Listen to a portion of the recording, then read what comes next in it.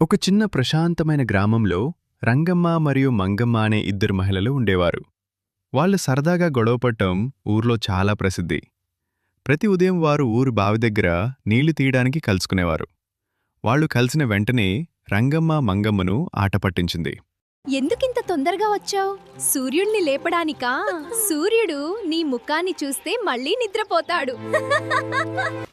అది విన్న ఊరువాళ్లు అందరూ నవ్వేశారు. కొద్దిసేపటికి వారి సరదా మాటలు బకెట్ గొడవగా మారిపోయాయి.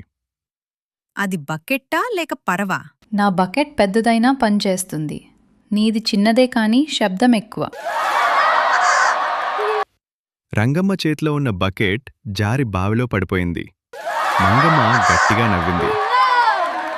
నీ మాటలు వినలేక నీ బకెట్ కూడా బావిలో దూకేసింది. బకెట్ తీసుకునేందుకు ఇద్దరూ బావిలోకి చూశారు. అప్పుడు మంగమ్మ ఒక్కసారిగా అరిచింది. అమ్మో, బావిలో పాముంది! భయపడకు, అది పాము కాదు, ఒక చిన్న కప్ప. సాయంత్రం ఊర్లో ఒక ప్రకటన వచ్చింది. రేపు పాటల పోటీ ఉంటుంది.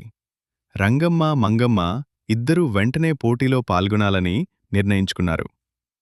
మరుసటి రోజు ఊర్లో పాటల పోటీ జరిగింది.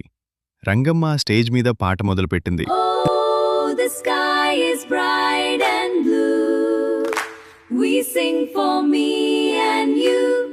అప్పుడే మంగమ్మ కూడా పాట మొదలుపెట్టింది. పాట కంటే గొడవ ఎక్కువగా వినిపించింది.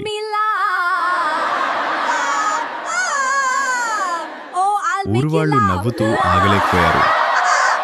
చివరికి జడ్జీలు ఇలా చెప్పారు: ఇది పాటల పోటీ కాదు, ఇది కామెడీ షో అని చెప్పి ఇద్దరికీ బహుమతిచ్చారు.